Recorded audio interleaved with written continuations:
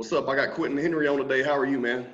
Oh, pretty good, man. Just got done working, about to go do some training. Another day. Hell yeah. So, real quick for those who don't know, right now you're getting ready for the bare knuckle fighting your next fight, which is February 5th, and you're fighting Chris Leben, man. That's got to be that's crazy. You know what I mean? Right. To face off on a UFC veteran like that. Yeah, it is. It's pretty cool because I've been fighting for a while, but this will be the first guy that gives me an opportunity to be legit. Yeah. It doesn't matter who you fight if they're not a legitimate, I guess, person or well respected. They're always going to try and throw that out like, well, that guy was a bum or Right. whatever else, and people can't say that about Chris Leben. Yeah, no, you can't say that. Also, tough ass dude, but I'm excited for it, man. And I actually, we've ran in the same circles for a long time. I've never actually met you until now. But I remember when I was stepping into the amateur MMA game, you actually knocked out Daniel Payne, who used to train with us a little bit. And Right. whenever I saw that fight, I was like, okay, this dude, he's the real deal. He's gonna do something. Right. Yeah, that was 10 years, 11 years ago. It's been a long 11 time years now, ago. man. So it's Man, crazy. no, I definitely thought I was going to be famous by now. Well, After that. you evolved. So how do you get from, well, real quick before we get into that, so how did you get into the martial arts, as a whole? Like, at what age did you step into that and evolve into fighting?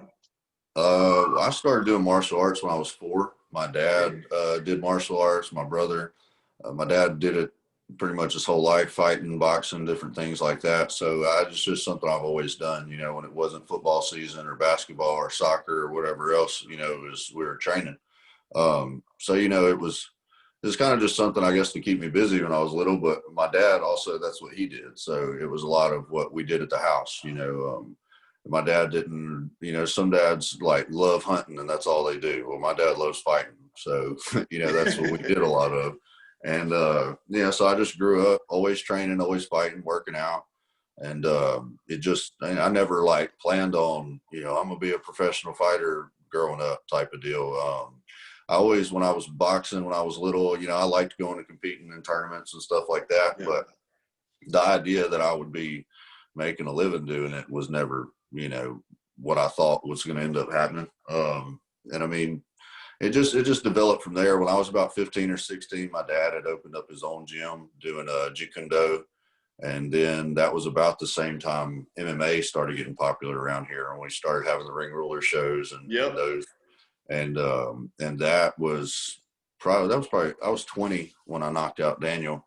So I started training MMA when I was like 15. And, so I couldn't fight until I was 18 legally, but we had different guys that fought, and then it just kind of, we were just doing it because it's what we were doing, already. Like Jeet Kune Do is just the art of fighting. It's not, a certain art versus another one. And when that started picking up, we just changed our rules a little bit with how we were training, because you can't eye gouge and stuff and MMA.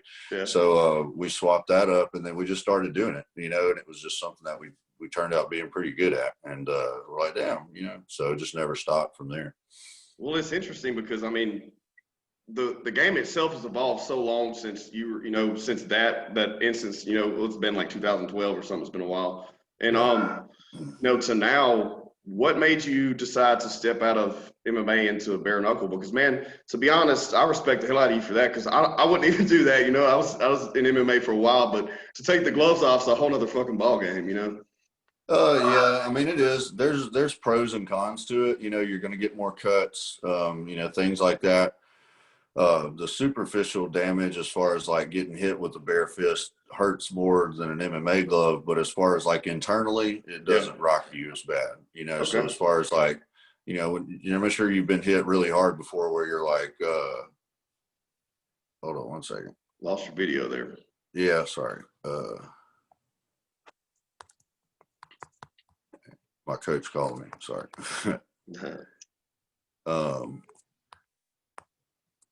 He's probably like, "Where you at?"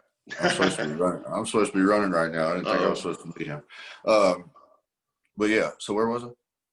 Oh, we're talking about being hit with a glove versus. Oh yeah, yeah. When you get hit with the, you get hit or rocked normally you get hit and you're like, it kind of takes you a second to come back from it.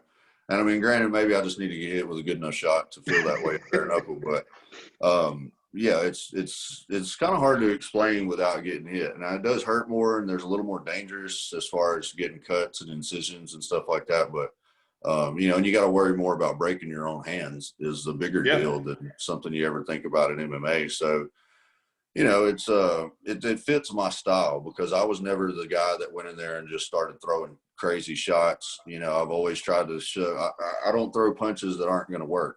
Right. I don't throw a whole lot of just wild shots. Everyone I throw has intentions on it and a specific place it's going to go. And in bare knuckle, that's how you have to fight. So it kind of just matches my style. I never, even in MMA, I never had many times, where I'd spin, throw a whole lot of punches. I just throw the ones that matter. And in bare knuckle, that's really what's important. Because even if you can't go out there and throw 300 punches and your hands be okay. It doesn't matter who you are. If you threw 300 punches and they didn't get knocked out, you hit them in some bad spots and your hand's not good. So, it just, I've always had really good hands, and that's something I've always been confident in. So, that's what I tell people all the time. I've had fights and different things where people are like, well, you worry about, somebody having good wrestling or, if they're throwing these kicks or doing whatever, maybe that's a tough opponent. But I've never one time said, I can't fist fight this guy and beat his ass. Right.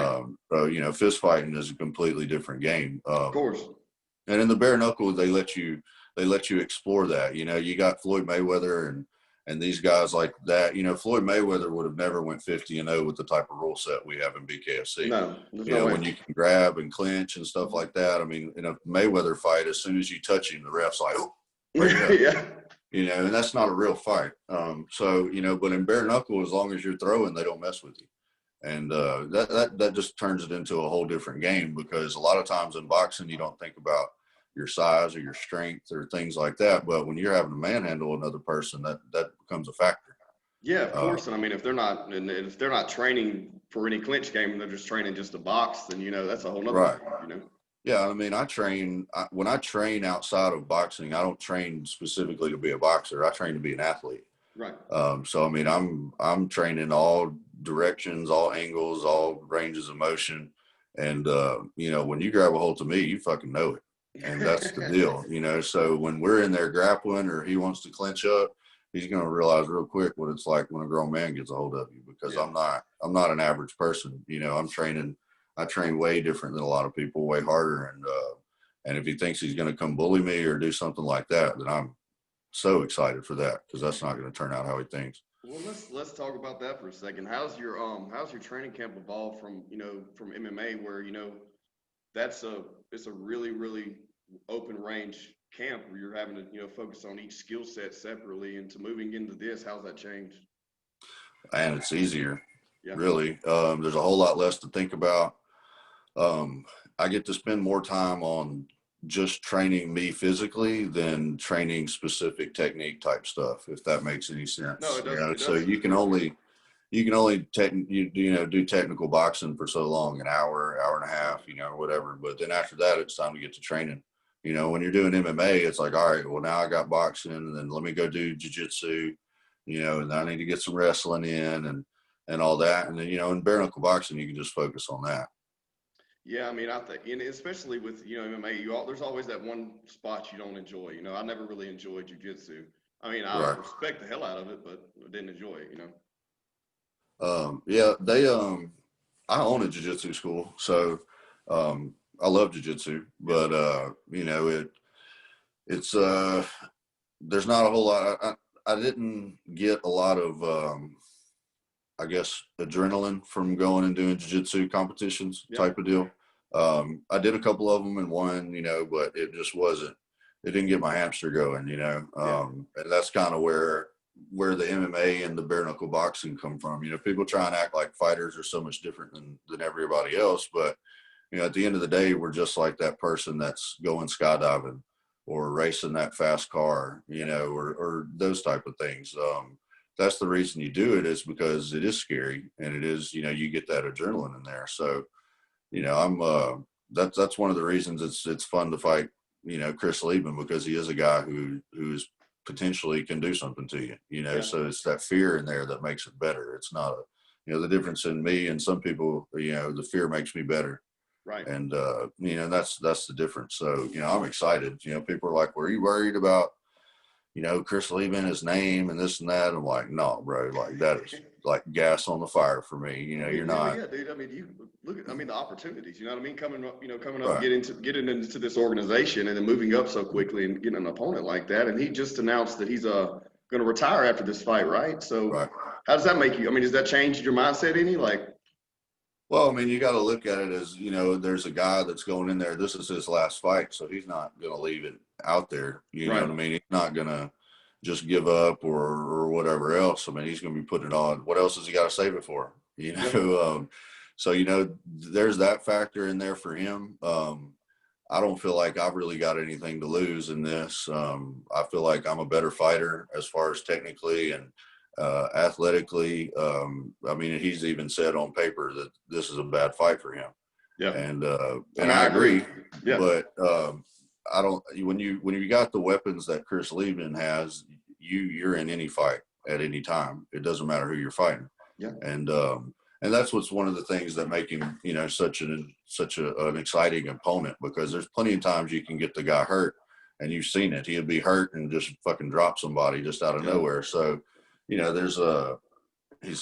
got the fight, and I was talking about that. People are asking me about, you're going to go get a belt and this and that. I'm like, this is my belt, because Chris Leben's got one of those belts that nobody else has. He's got that bad motherfucker belt, and he's held that title pretty well. Every fight that he has, he's coming out there and he's going to throw. And, whether it's a material belt or not, it's something I want, and he's got it, so I can give me one too if I take it from him. Hell yeah. I mean, that's a game changer right there. And to be honest, I don't think you're going to have an issue with it. I feel like he's a tough ass dude, but you're in there now, man. You're in there, where you need to be right now. And I feel like, that weight class and everything's right where you're, honed in at. Yeah. I got a bunch of people that are always accusing me of taking steroids and stuff and all, but they make me look so much bigger on TV and in those pictures, like this morning, people are saying that, but this morning I'm like checking my scale. I'm like, I need to go eat something. I need to put some weight on, So, I mean, that's one of the reasons I feel like I'm doing so well or feel so good when I'm fighting, is because this is just what I weigh. Yeah. I'm not trying to eat a bunch in bulk. I'm not trying to lose a bunch of weight and all that. I'm just eating like I normally do.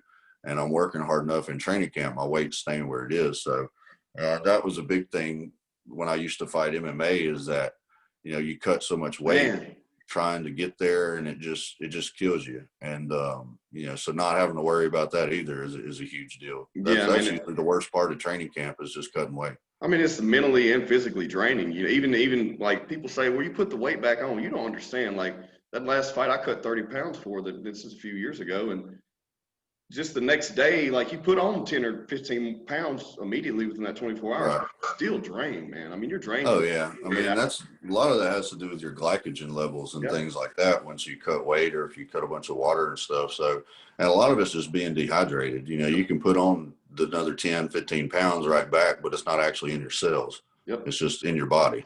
And, that was a big factor, because like my last fight I had at 185, I had lost. And I just watched it the other day, and I thought the fight only lasted 30 seconds. And it was really like a 4-minute fight. Yeah. And I was winning. And the dude just caught me with the good left hand. I had my hand down or whatever. But man, that put me and it has a lot to do with the fact that I was cutting so much weight, because like every time I got hit, I could feel it in my brain. Like, when it sounds like you kick a kickball. Yep. That's what a concussion sounds like. So, but that bothered me when it happened, but I didn't realize the damage that it had done until like the other day, because that fight was like 3 years ago. Yeah. And I didn't remember but like 30 seconds of it. So, now, being in a natural weight makes me more comfortable being able to take punches. I feel better, when you're dehydrated, your electrolytes are off, your muscles don't respond the right way. So, yeah, I think, 205 is a good home for me. I can make 95 pretty easy, I think, but I'm gonna wait till I clear out the 205 division. I mean, yeah, it looks like it's going your way. I'd hang there for a minute, but Well, tell me this, man. How about home life? You know, what is it like? So you're a dad now, and you're Right. married, and you know, how's that like balancing that with training? And you're still working full time too, right? Hmm. Yeah. Yeah, I've got I got two nutrition shops like the Herbalife Yeah. energy teas and shakes, and then I've got my two gyms that I run, and so yeah, I've got three kids. They're pretty awesome. I got two little boys, and my daughter's 9. We stay pretty busy. You know, it's just you got to have a schedule with it. But you know, once I left the fire department at the beginning of this year, I've kind of gotten a routine. You know, Okay. so the kids get used to me being home every night. And, you know, we get it worked out. So, and that's been a big transition, and you know, my fighting camp and just in general is just being able to have a normal routine again. Yeah. What's it like with them? Like, what do they think about you fighting? My daughter realizes that I'm a big deal, so Yeah. that's cool. My boys, they don't, you know, they see pictures or they see videos of me fighting and be like, "Why is he sleeping?" You know, talk about the other guy or whatever. But man, they love it. They don't realize the scale that I fight on Yeah. yet, I guess. But I mean, every day we're fighting or wrestling or punching. That's usually how they wake me up in the mornings. They're just ready to fight. You know, but yeah, they like it. They, you know, they go to the gym with me and stuff like that. And but they're my youngest or my older boy is about to start doing jiu-jitsu soon, so he'll be right there ready to go.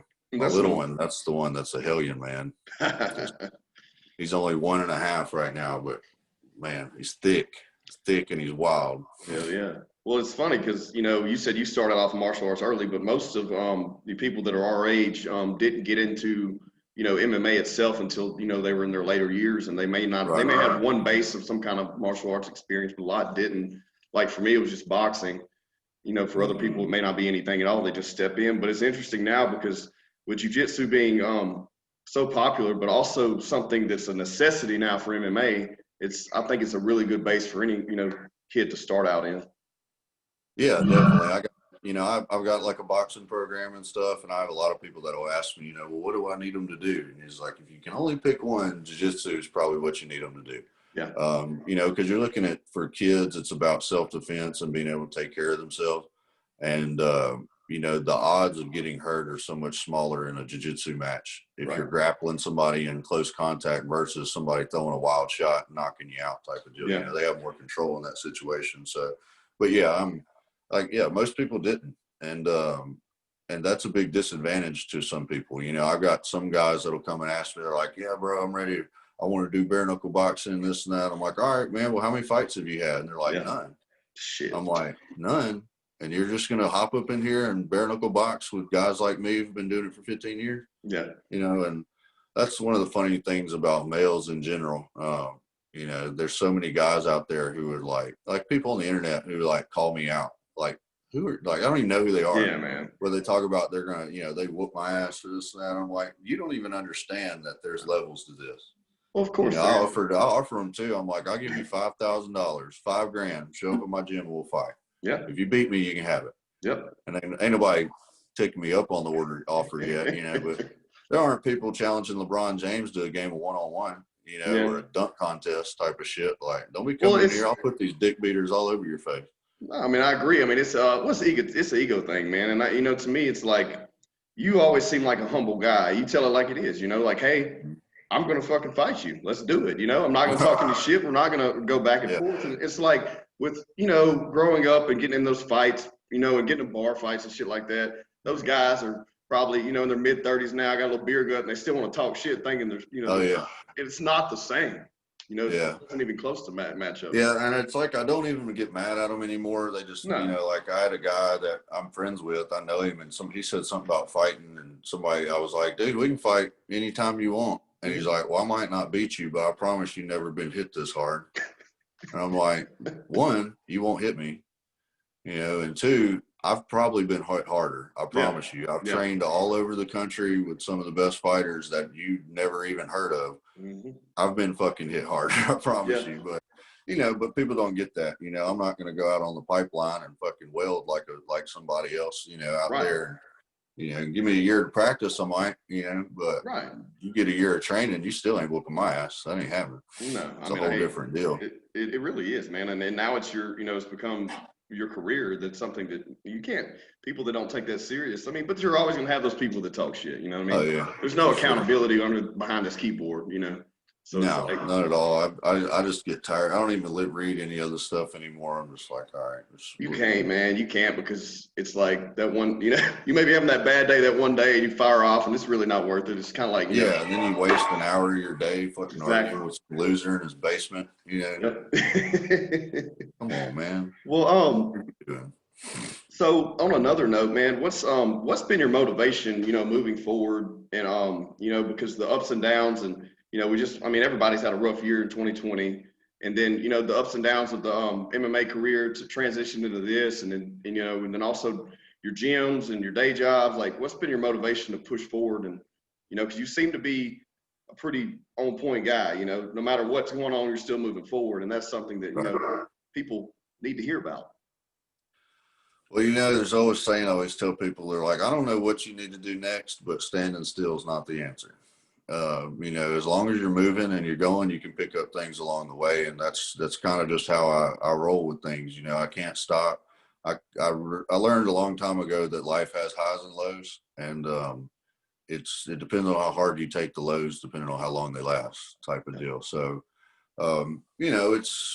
I gave up on thinking I was ever going to be famous fighting a long time ago. It was just something that I did, and I knew I was always going to keep doing just to stay in shape and just something, to keep me pushing. But the biggest, motivation, I guess, I think a lot about, kind of leaving a legacy for my boys, and, that's the biggest deal, I guess, at this moment, because, this next fight could, potentially change my life, my kids' life, for a while. So, that's my motivation when I go in there is, I'm about to change my life, and things are going to be different after this. And and the person in that cage is who's standing in between me and that. And, and that's real to me. I don't do this.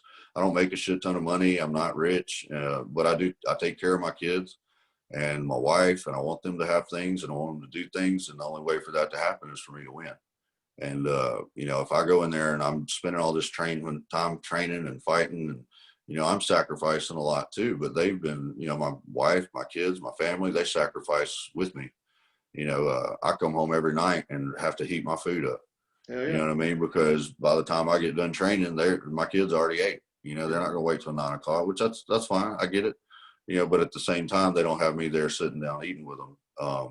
So, every little thing like that goes into the motivation as to what I'm going to do. And, if I miss, supper, 3-4 nighs a week and this and that, and then I'm, fucking off in training, then I'm taking that for granted. Yeah. And that's not fair to them. And, so if I'm going to be gone, because sometimes I might, like, I got to leave a whole week, the week before the fight, and that's the week I'm supposed to have my daughter. So, if I'm going to give up that time, she wants me to win, type of deal. So, that's a big motivation in it. I love fighting in general. But it's just something I wanted to do. I've always wanted to say, I'm a champion, or I did something other people didn't. And this is my path right now. Yeah. And in saying that, it's interesting when you said, like, if you're not able to be there and then you're in training fucking off, like that's the mindset. It's give and take. And a lot of people they can't sync up with that, but it sticks out to me really good, Yeah, because like last night, I trained, I went in at like 5, I went and ran, and then I did like an hour with my coach and, sparring, and that was my second training session of the day, so I'm super exhausted when I get home, but then, spend an hour or two with my kids before they go to bed type of deal. But, and then having to deal with me, I guess, I'm not always, depending on how tired I am or how much food I've had today, or, what's hurting on me here and there. I'm not always, in the best moods. Yeah. But, at the end of the day, I get to hang out with my boys and stuff like that. So, I think that's a lot of things that people do. I feel like, fighting is a way for me to change my life and change, my kids' life for the better. But I've got so many other options that are available that I can do that with. Fighting is just one of them. So, Yeah, and that's just kind of how I'm looking at it. I want to have a good time. You know, I want to make things happen, but you can't put too much pressure on you with it, because I got so many more important and better things in my life than fighting. Yeah. And it's when you lose track of that to where, you know, it starts messing with you. Yeah, I mean, I couldn't agree more, man. I mean, it's like if you get too big headed and lose the goals and what you're moving forward to do, then it's like, what's the point of doing it anyways, you know? Right. I feel like Yeah, most I'm you know? you get that way, you know, and I've been fighting for years, and I've had plenty of highs and plenty of lows, and you know, and I'd retired before I took that last bare knuckle fight and wasn't going to fight anymore again, you know. And now here we are, Yeah. type of deal. So, you know, I don't try and make any plans for the future anymore. I just ride with it. Well, what do you feel like? So, you know, we're here. I have a lot of listeners and viewers all over the states, but we're here in North Louisiana, and I've seen a really big, you have a really big following, man. It's like you've always been a popular guy over there on the other side of the state, and but I feel like I'm seeing a lot of more support, you know, coming from all over. How does that make you feel? You know, leading into this, you know, against a legend like who you're about to fight? Yeah, it's pretty cool, you know. Like I said, I've had different things in my career where I was like, oh, I'm going to be famous now, you know, Yeah. like after knocking out Daniel, and Yeah. you know, then I fought on Legacy card, you know, and different things like that. But this just kind of happened, and I wasn't even looking for it. So, you know, I was looking at my Instagram the other day, like 36% of my followers are from Brazil. Yeah. I'm like, what? Yeah. So, you know, I got a bunch from really, I'm getting kind of popular over in the UK and over in Europe and stuff. I get like, and it's funny because they're on like a different time frame than us, right? You know, so like at nighttime, during the day, I'll be getting all kind of friend requests from like Americans when like a new post hits, Right. and then like I wake up the next morning and all the Brits have already been up, you know. So like I'll have another, like every morning I've got them, they're all from Europe, you know, type of deal. So, but bare knuckle's a big deal over there, so you know, they follow Americans and everybody with bare knuckle from there. So I'm looking forward to maybe getting a fight across the pond one day too. Badass. I mean, you have there's a lot of, you know, there's a lot of following, a lot of respect from Brazil and from the UK, that, you know, in the fight world, you know, Right. especially, you know, Brazilians into the, you know, how they've dominated MMA over the past 10 years. Right. Well, you got to look at the kind of people they are. You know, it's like they're a fighting type of people. You know, that's what they do. Like British guys, they get drunk. They're about to bare knuckle box out in the fucking front of the pub. You know what I'm saying? Like, and that's an American thing too, you know, and I think that's one of the most enticing things about bare knuckle, you know, because if you think of like, you know, cockfighting, for example, you know, they spur each other. That's just that's how fucking roosters fight. Yep. And men fight bare knuckle. That's what they do. You know, like 100 years ago, they weren't throwing, you know, or 1,000 years ago, they weren't in the caves like hitting arm bars on each other and shit. You know, they was throwing, you know, Watusi and Jack Johnson around, and that's how they decided things. Yeah. And I think that's that's what draws everybody to bare knuckle, is because it's so pure in that sense. Well, it's almost a lost art, man, because I feel like I mean, we all know this. We've all become pansies, you know, in the past, you know, 50 years with technology. Oh yeah. You know, no accountability, and, you know, saying something without being able to back it up, and it's like, so it's like a lost art, and kind of it's nostalgic in a sense, you know, to bring it. And that's always, you know, that's always been my go-to when people were talking shit or they want to say something. I'm like, "Want to fight about it?" Yeah. You know, because the reason, that's what I never get about all these shit talking people. The reason you do that is to get to get out of a fight. Right. You know, realistically, you shit talk so you don't have to fight, because you're trying to shit talk them into not wanting to fight you anymore. But what we do is fight.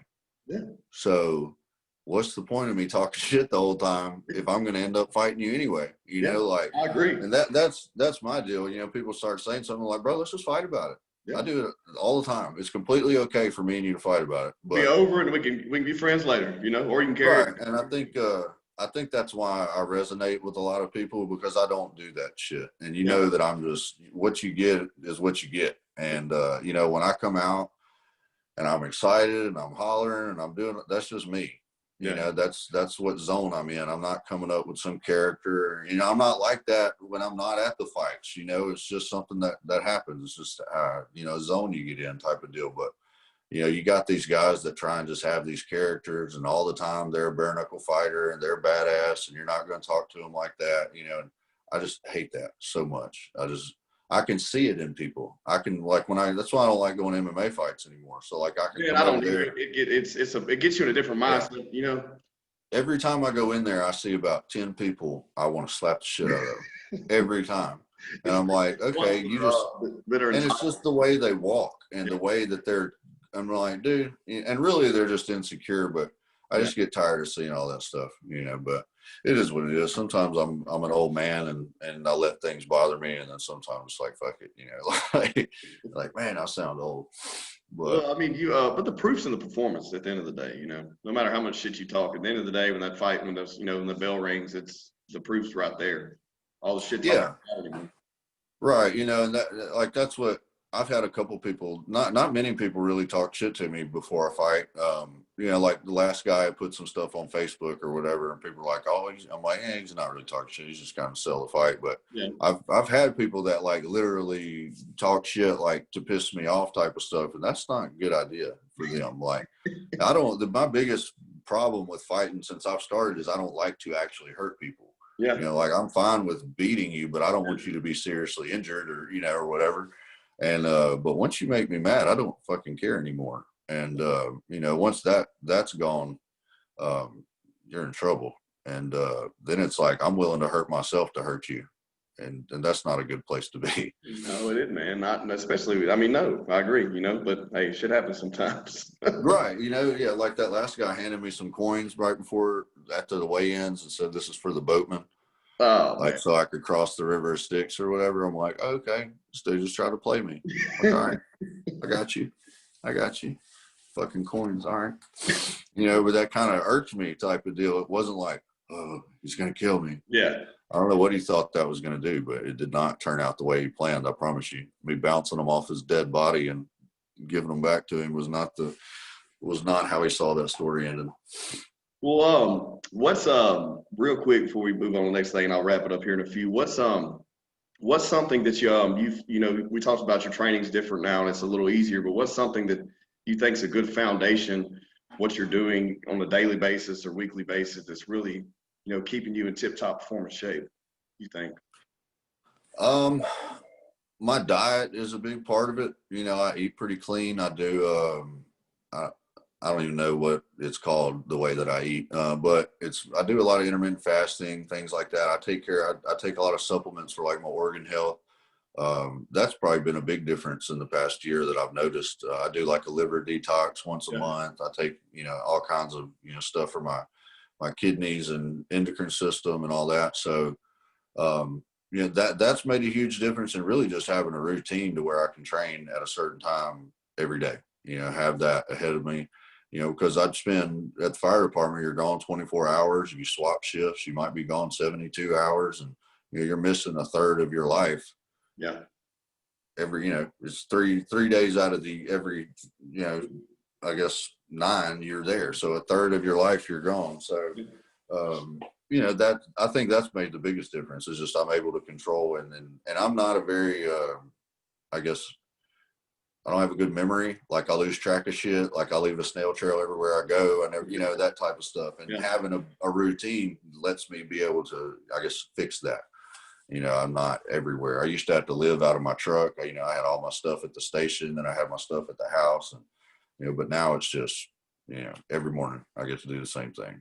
Yeah. Well, I mean, that adds one more piece of frustration and stress if you're not being able to have a routine, it throws off. Yeah. We had the Corona came through. That made a big deal. That kind of had an impact on it. I was just so busy with everything with my businesses. Fighting was kind of taking a back seat. And then, when the Corona came through, all the businesses shut down. Yeah. And then all I had left was the fight. Yeah. So it was kind of like, it kind of gave me that passion back for it, that fire. It was fun again. I got some new training partners. I transitioned my gym in West Monroe to be more of a striking school. So it'd be better set up for me to train and stuff. So, things are just coming together. It just took a long time. You got some guys when they're 20 and there's a bunch of hype around them. They get, some rich benefactor or there's people around there wanting to support them and, hey, come do this, come do that. And I didn't have none of that shit. Right. I didn't have nobody setting me up and getting me a gym and doing this and doing that. It took me until I was, 29 years old to just sponsor myself. to be able to fight. And that's basically what I ended up having to do. You know, like I've gotten a good bit of sponsors this time, but it's because it's a fight with Chris Leben. Right. You know, but the rest of my career, I've hardly had any sponsors.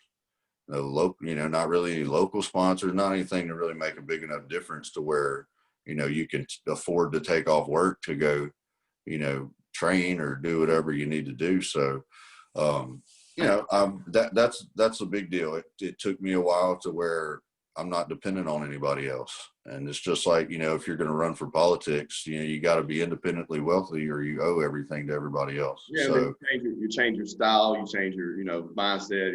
You're not who you were to start with. Right. Yeah. So, you know, it was a hard route, but I'm doing it my own way, you know, and now we've built it up. You know what I mean?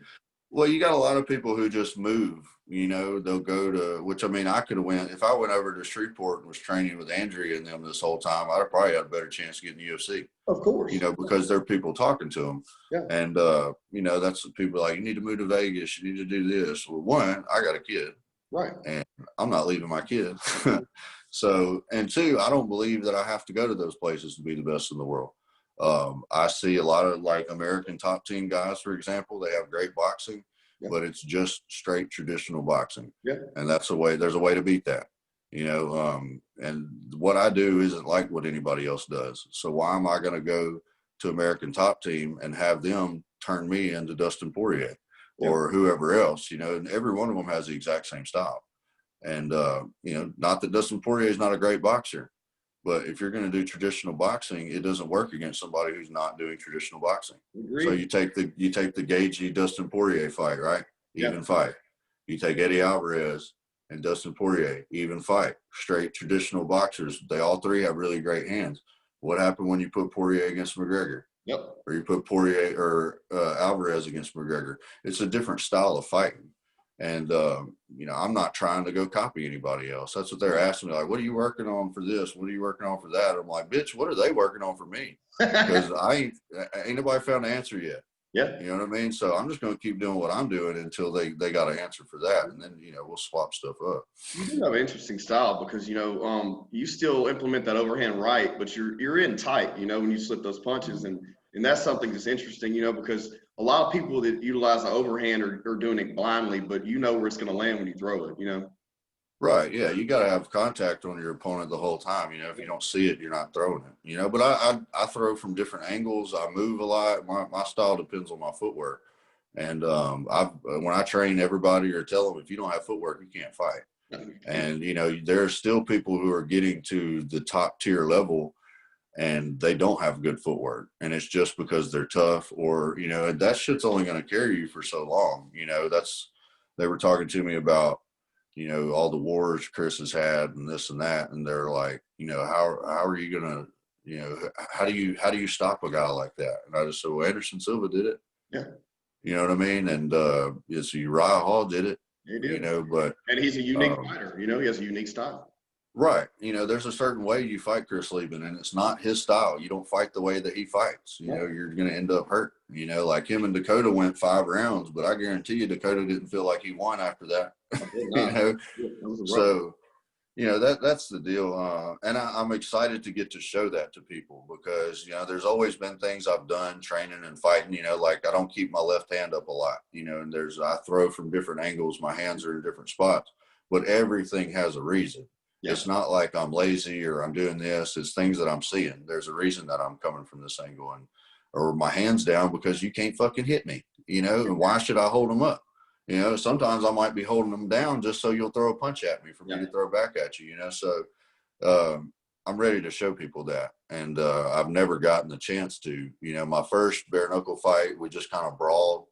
And then you can tell once I calmed down and started boxing, I completely took control of the fight and it was over within 20 seconds. Yeah. You know, and then the last fight, I mean, that was 25 seconds. I hit him 3 times, but I mean, he only came at me twice. Yeah. And he got hit 3 times and knocked out. So I'm hoping Chris Leben lasts a little bit longer, so I'm able to, you know, have a little more fun. Yeah, I mean, I agree. I think it'll be good to be able to showcase your style and you know, let him go out on, you know, decent fight. Right. Yeah. I mean, if you can't hit me, you can't beat me. Right. And if your footwork can't keep up with mine, you can't do it. You know, there's people that run and there's people that cut angles. You know, Floyd Mayweather kind of runs a lot, hides, covers. Lomachenko, he cuts angles. Yeah. And that's when you're throwing a punch and he's behind you and all of a sudden hitting you type of deal. And, you know, so that's more of my style so much than just we're going to go straight forward and run people over type of deal. So, yeah, I'm super excited about it because, you know, people just try and correct what I do when they don't know I'm ready to show them it's what you're supposed to do type of deal. Yeah, it's been interesting. Anytime you see a new style, people always criticize it until it starts, you know, taking over, and they're like, "Oh, okay, well that's their style," and they start appreciating it, you know. Right. Yeah. I mean, like Conor McGregor, you know, that's a lot of his deal is because you don't realize it, but if you train every day against an opponent who throws punches from right here, you get used to seeing them from right there. And when it comes from the waist or from, you know, somewhere else, your brain just doesn't recognize it. And, you know, but that's part of being able to adapt. Yeah, I agree. Well, before we wrap up, man, what do you have any advice, anything that you want to get out there and it's just to anybody, because I have a lot of listeners, like I said, not just fight based, but anybody who maybe, you know, facing some ups and downs, moving, you know, maybe whether it be education, career choice, just life in general. Yeah, man. Look, I'm 31 now, and I've been doing this for a while, and I'm not that old. But you know, only thing that's always showed true in my life is that if I don't quit, it'll get better. And that's in every situation. You know, it's not like, oh, what have I done? And you get into those situations where it's like, you know, what am I going to do? You get over it eventually. As long as you don't quit.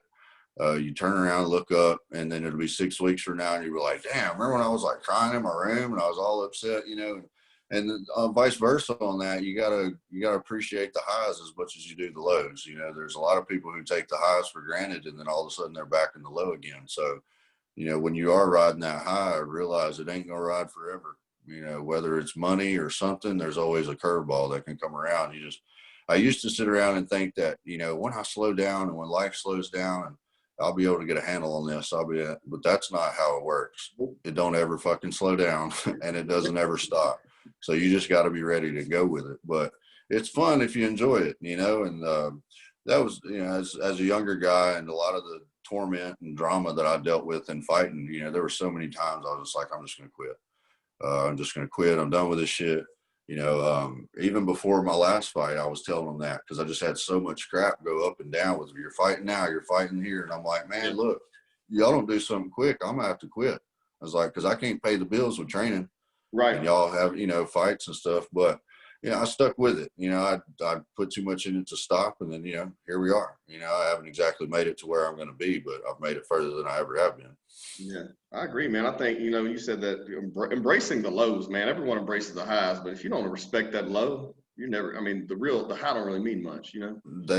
You don't mean anything if you didn't appreciate that low for what it really was, you know, and you gotta really live it so that you don't go back to it. You know, I was a single dad for a little while and I remember eating, you know, rice and whatever was in the throwback bin at the store, you know, whatever meat it was, turkey necks or fucking, you know, whatever, you know, but my kid was eating, you know, but, and that's one of the things I look back and say all the time, you know, I've got, you know, like had trouble with my businesses and stuff this year. You know, everybody did, but, you know, I'm not eating throwback meat anymore and white rice. So I've been much worse, you know? Yeah. Well, good, man. Well, I mean, I like to hear I like to hear all this, and I think it's gonna be great. I'm excited for the fight. You know, it's gonna be very interesting to see you square off with him, and you know, hoping for a win for you. And I feel confident there. I think everyone around does. You know, I think it's gonna be good. Oh, it's happening, Bert. It's happening. I will not be defeated. This will be the start of a new era. You know, this is the reign of the hero is what I'm telling people that's coming through. You know, he's got something I want, and you know, he's a gatekeeper. And for me, I'm about to bust them bitches down. Hell yeah, bro. Well, thanks for coming on, man. Quentin Henry fights Chris Leben February 5th, Knuckle Fighting Championship. And any plugs, man? What's your Instagram handle so everyone can follow? My Instagram is Hero Henry. I'm on Facebook. My fan page is Quentin the Hero Henry. Shout out to Traxler Chiropractic for hooking me up. PRP Speed Shop, which I don't know if you're into cars and trucks. Oh yeah.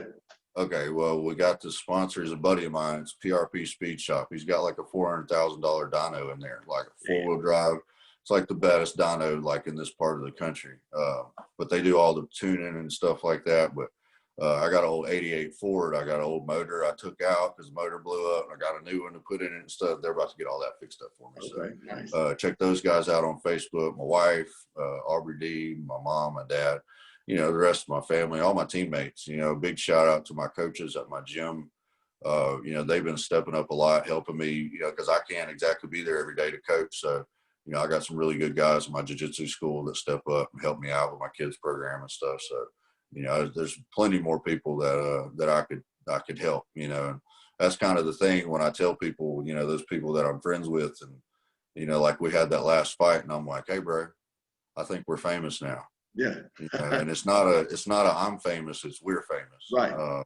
You know, because they were there with me the whole time, you know, all my entourage. I mean, I got some friends that just hang out with me that don't do a whole lot of training. They just keep me calm, you know what I mean? And, you know, that's all important to the team. And that's what people got to take into account. You can't lose sight of the forest for the trees type of deal, you know, and, you know, there's so much more out there that you can get from fighting than just winning belts and money. And that's where I am right now. I mean, I agree. You can be a badass all day long, but you got to have some kind of support. I don't care who you are, you know. Right. Yeah. What's the point? You know, and then you're doing it by yourself. I guess if you're proving the point that you can do it by yourself, but it can't be done. You take Conor McGregor and all these guys like that, they didn't do it on their own. Yeah. You know what I mean? Like that dude was living on welfare before he was anything at his parents' house. He couldn't have done that if his parents weren't sitting there feeding his ass every morning, you know, type of deal. And his girlfriend or wife now, I guess, you know, all those people play a part. Oh, yeah. Well, enjoyed it today, bro. I appreciate you coming on. Yeah, man. Hey, you gonna be at that jiu-jitsu tournament Saturday? I will not. I'm gonna be out of town, but I'll keep in touch. Yeah, I'll be there coaching. I got my little ninjas there for the AGF tournament over in Shreveport. If anybody's watching, show up. Even if you just come check it out. You know, we're trying to get with the corona going on, it put a hurt on a lot of the jiu-jitsu tournaments, you know, and we don't have a lot in Louisiana anyway. So, you know, any support we can get, even if you're just not competing, anybody that just likes jiu-jitsu, come in there, buy a ticket and watch, you know, just to kind of make it a bigger deal. We're trying to get jiu-jitsu back in the area. Yeah, it's good. We're getting some events going and some people back in the, you know, in the swing of things, some competition. I'm so over this shit. So over it. Me too, bro. I think hopefully we're on the winning side of it. We'll see. Right. All right, man. All right, man. Appreciate it. Yes, sir. Everyone, please subscribe to the podcast.